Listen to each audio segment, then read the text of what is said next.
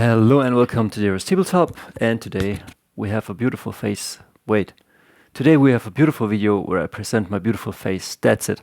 Well, today the video is called something stupid like leaving a toxic relationship, and I hope I have done a beautiful clickbaity thumbnail without AI, but with my own creative mind connected to source,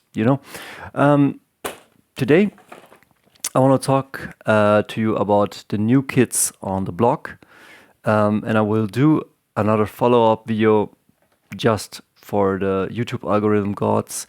But yeah, let me show you.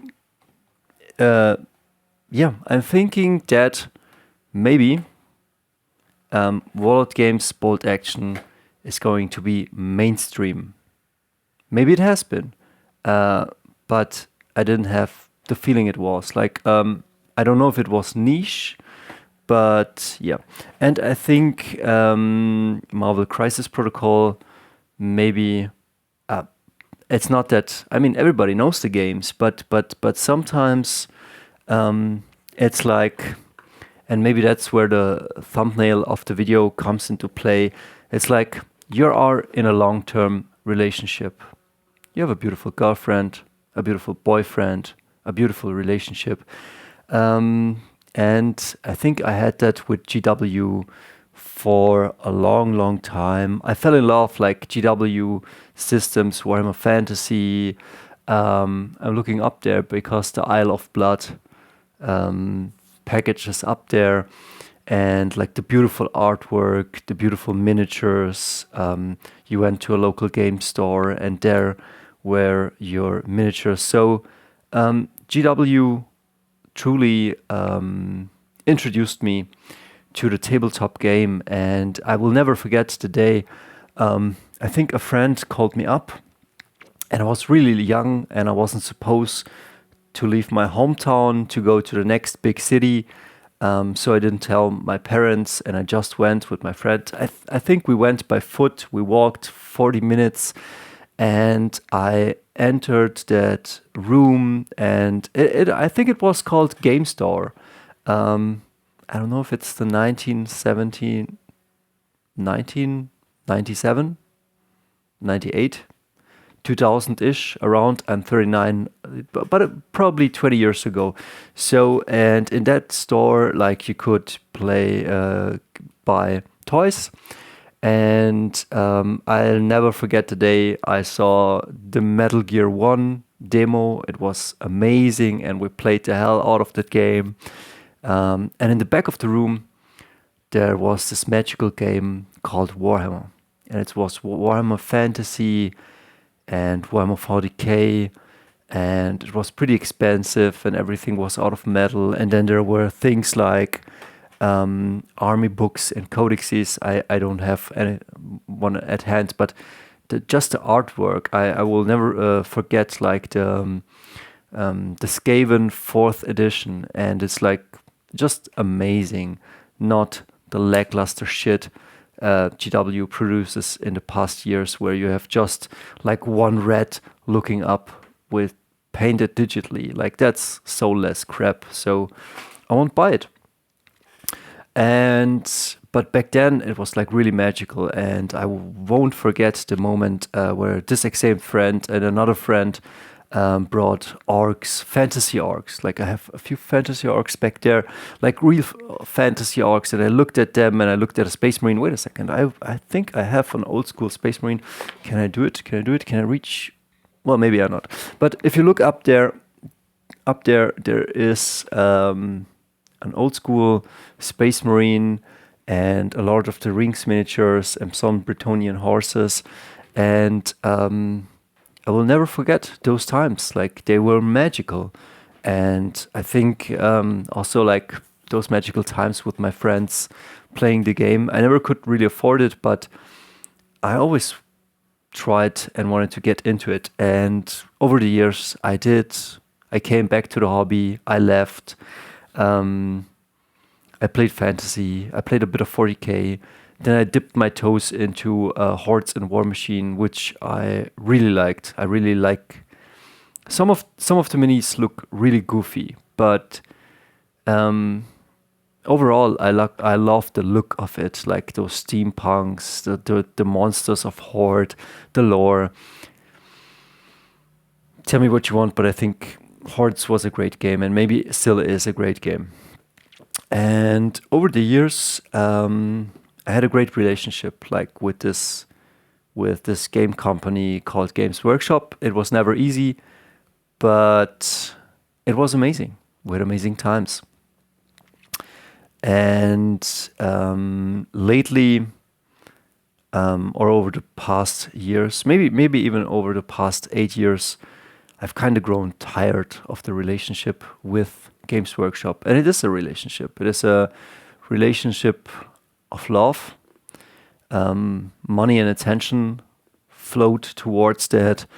And it was kind of beautiful, but over the years it got more and more frustrating. And I think a lot of people have reached that point, and I don't have to break up with Games Workshop. But more and more, I'm turning my head towards systems that also pique my interest. Because like bolt action is not for everyone. Like you have to like the World War II setting. But I like it. I love it. Marvel Crisis Protocol is not for everybody. It's not. But I love it. I do love it. I love Marvel. I was never much a DC guy. I like Batman, but I collected for a long time X-Men and all of that stuff. And it made me a comic artist. And lately, I'm also dipping into A Song of Ice and Fire. And I have to say, I love that one too. And can a man love too many things? I think, yes, he can. But there is something here. And I see that in all of the 3 new mansions, new kids on the block. They're not new. I mean, like, this is around, I think the Kickstarter was in 2020. And you might say, yeah, but it's not mainstream yet. And Bolt Action, I think it's a very ancient game. It's been around for a while. Why now? With 3rd edition. And I don't know when Marvel Crisis came out, but I'm sure everybody played it. But is it mainstream yet? I don't know. I think it is, and probably people play it on and off. But sometimes influencers like me, well, I don't know if I am, but sometimes we like to go completely Pokemon Paul Logan on certain things. But if I do that, I would love to do that for the right reason and not just to shill and hype. And what I do not love about stuff like it's good if Warhammer is popular, and it's good if it's healthy. But sometimes it seems that it's not healthy, and there are certain things that upset me and that make me want to look to those systems. So let's start with this one. Game of Thrones is a great IP, as is Warhammer 40k, as is Marvel, as is the Second World War or Hollywood World War for bolt action. And I think we have seen the movies, and this is like fantasy, this is like historical, this is like superhero genre.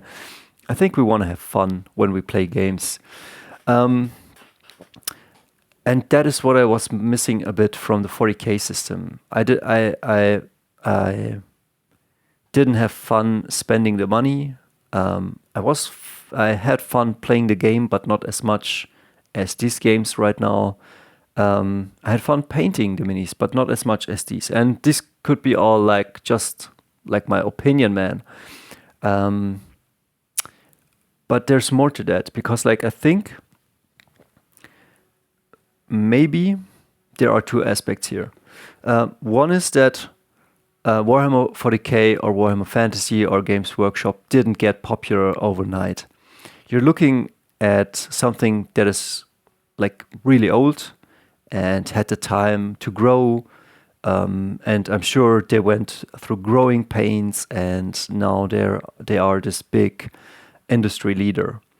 But the people that got it there, I think the people at the beginning, they went in with a lot of love and care for the products they made. And if we take a look, for example, at this one, a game, a Song of Ice and Fire, I think this is like 4 years into the game. So it's still growing. It's still an infant. It's still a baby. And it takes time to grow and to take a foot in the community. And I think maybe this has now reached a certain maturity. And it is because the game is kind of simple or simplified. It is because it is kind of affordable. It's not huge. Like the packages and the minis are not crazy huge so that you need tons of space. So all bonuses, and the minis are beautiful.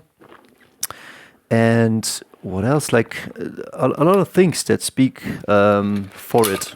Oh, like I just show what it's in here. I don't know if you can see it, but it's already pre-packaged. If you don't want to paint them, you just can put them in here. You can transport them like this. You can paint them and put them in here. So also transportation has been solved. The 3D printed models or the plastic models look just amazing, affordable. And I think that is a great point. The same goes for the bold action. Like Warlord Games treats their customers with respect, and sometimes I think Games Workshop is missing some of that respect. At least I feel that way. And so why simp for Games Workshop? Why not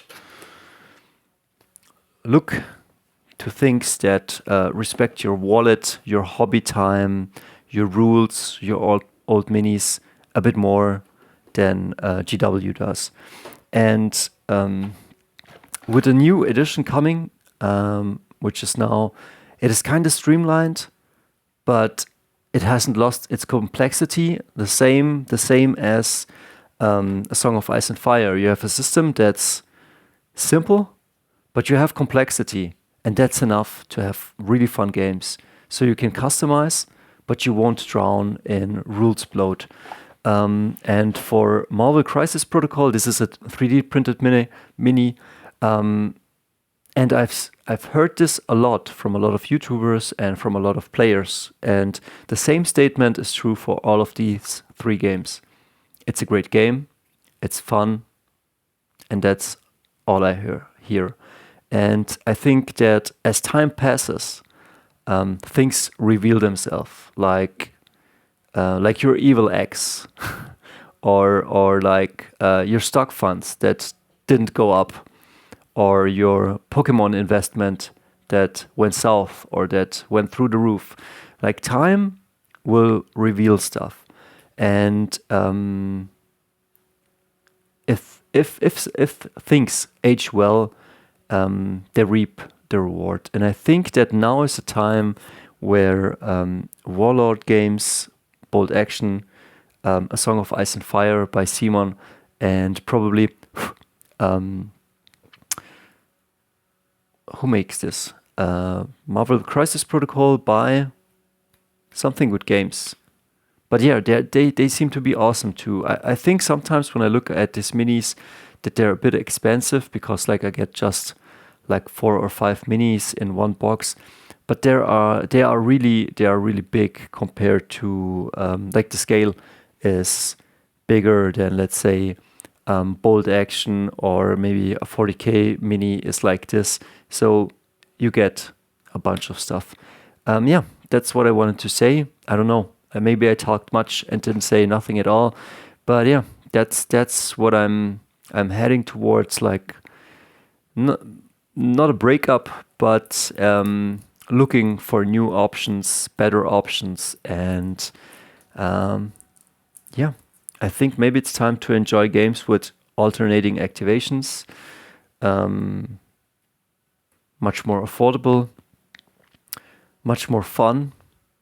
We'll see. I will keep you up to date. See us.